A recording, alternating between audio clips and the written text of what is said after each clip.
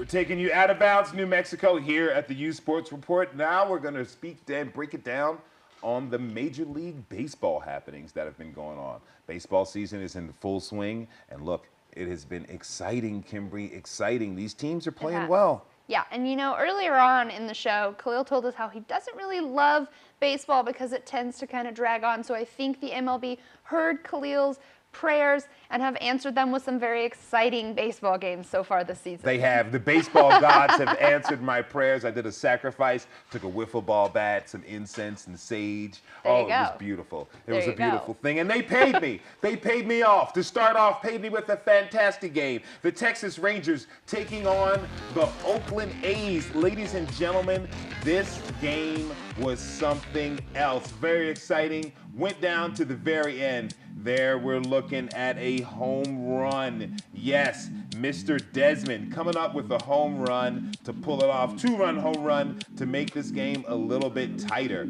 And look, after we talked about Texas on Tuesday in that brawl with the Toronto Blue Jays. Yes. But Texas is a good team and they're playing hard. They are, and I really like this Texas team. This year, they've put a lot of energy into what they do. All their players seem to have hit their groove, and they've got a lot of confidence going into this season. But these Oakland Athletics, man. Oakland Athletics did something. That was Milwaukee. We saw what they were doing. So here we are, bottom of the ninth, bases loaded. Boom! Mr. Davis with a grand slam walk-off home run to give Oakland the win, 8-5. They played so well. It was a beautiful game, El Junior Beltre. I can't believe we lost like this. And that's right, young man. Celebrate, celebrate, celebrate. You're going to get a pie in the face and water over the head. You just hit a walk-off grand slam home run. That's what everybody dreams about. That is what dreams are made of for sure, Khalil. That's right. He pulled it off. Fantastic game and win. Moving on to the National League in the Eastern Division, we have the two leaders, the New York Mets and the Washington Nationals, neck and neck for the division lead, playing in a fantastic game. We had Matt Scherzer on the bump, taking on Noah Syndergaard. There's Mr. Curtis Granderson, and the first pitch of the game was taken out of the yard. Ladies and gentlemen, the first pitch Mr. Scherzer threw. Now remind you, the last pitch he threw against the Mets was the final pitch of a no-hitter. Yes. And the first pitch he throws against the Mets this season was taken for a home run. Talk about a reversal of fortune. Yes, absolutely. But, you know, I'm really impressed with your New York Mets so far this season, Khalil. They really, like you said before, they're leading in their conference. They're looking very strong, and maybe they'll get a little bit further in this series with a great future ahead of them. I think so. If you just saw Mr. Syndergaard right there, fan 10 guys in 10 seconds, that pitching for the New York Mets is getting stronger. Look, this is neck and neck. The Mets win 2-0, but Washington was able to come back and win 8-1 last night. So this is going to be a tight series going on. Moving on, the Miami Marlins taking on the Philadelphia Phillies. Two teams with surprisingly have winning records, ladies and gentlemen. These teams were bottom feeders for a long time, but now they're playing well in the East. Look, the AL East, the NL East, these are two of the strongest divisions in baseball, and these guys are going at it. Mr. Joseph there with the home run.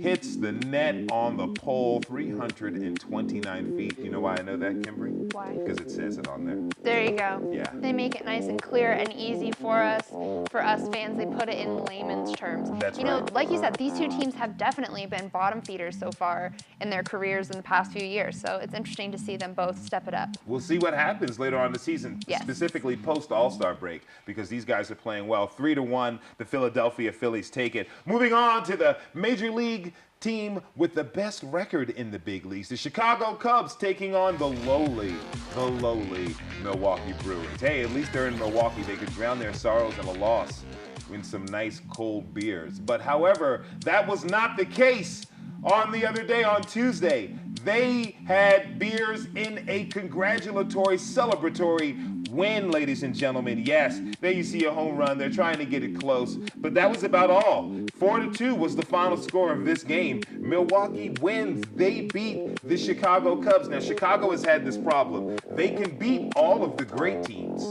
but they have a problem playing teams that have a below 500 record. And that is the key. The great teams in all sports not only beat the teams that they're supposed to beat, but they come up and they beat the teams that are good as well. We'll see if Chicago can get some consistency with that in coming up later on in the season. Mr. Haywood and Mr. Brand with a run apiece. Mr.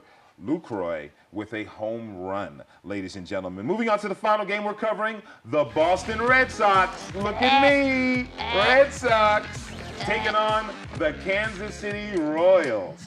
Yes, the defending World Series champs had something to say for the Monsters of the Midway. They're the Monsters of the Midway, right? Monsters of the Midway. That's what they're called. Okay, cool. I got it right. I got to get this right. I usually call them the Celtics, but Larry Bird is not coming out there to hit any home runs for Boston Red Sox anytime soon. Eric Hosmer with his 7th home run of the season. Mr. Orlando for KC, 3 for 4, 4 RBIs and a home run. Kansas City beats Boston 8-4. They double them up. Hey, that's what happens sometimes. It is. And, you know, my dad's a huge Kansas City Royals fan, and my fiance is a huge Boston Red Sox fan. Ooh. So I know that my dad's pretty happy with this game. Dad is pretty happy. Got to go with the guy who you loved first in Absolutely. that situation. Could not agree more. All right, NFL news, ladies and gentlemen. Look, the NFL draft happened a few months ago. Well, last month, actually. NFL draft took place. And for months before in the combine, they do physical checkups. They do psychological checkups. They check the kid's background. They go all the way back to your preschool teacher to see what kind of human being you are before they make such an investment in you. You figure these teams would do much better at this job. But injuries occur in football. Sometimes injuries occur that they miss or overlook, and we'll see how it hurts the Buffalo Bills. Buffalo Bills have a few injury concerns going on right now. First of all, their all-pro wide receiver Sammy Watkins had foot surgery, Kimbrey. He did. He is going to be out for a while. He expects to be back by the beginning of the season, but that means he may miss a considerable part of training camp. He's definitely going to meet the organized team activities that are taking place in the next few days. That's going to set them back. But the bigger news for the Buffalo Bills, their defensive end, Shaq Lawson, #1 draft pick this year out of Clemson, great player, had shoulder surgery. Now, in his shoulder, they found some problems. He's going to be out 5 to 6 months, ladies and gentlemen. That is not what you want from your first-round draft pick. Basically, he's going to miss all of training camp. He's going to miss a good part of the initial season. Yes. Let's see if they can get him up to speed. But Rex Ryan and this defense truly needs him to be productive for this team to get past the Patriots in the AFC East. Yes, and you know, with shoulder surgery, I had that in high school. You never really know what's going to happen or what's going to come from that, how long your recovery will take, or if that surgery will even actually fix the problem. Ultimately, shoulder surgery is one of those surgeries you have pain for the rest of your life sometimes. Wow, that is something hard for this young man beginning his NFL career. Not good. Well, let's hope that the team doctors and trainers at Buffalo are really on point so they can help him out. Yes. Moving on, we got some news about Zach Mettenberger, former LSU quarterback and former Titans quarterback, has been claimed by the San Diego Chargers after being cut by the Titans a few days ago, ladies and gentlemen. Hey, he fits San Diego's mold, a big, tall, strong-arm quarterback who's decently accurate. They need a #3 quarterback behind Phillip Rivers and longtime Kellen Clemens, longtime backup. So we'll see if this young man can get a shot. Possibly, if he can earn a spot on the team, he can be Phillip Rivers' heir apparent out there in San Diego. There you go. That would set Zach up for at least a few more years in the NFL. And while he played at LSU, he wasn't the strongest or most successful quarterback, especially not in the SEC, but we did see a lot of consistency and at least mediocre. And sometimes in the NFL, that's all you really need. So hopefully Zach puts himself out there and the Chargers are happy with him. Let's see.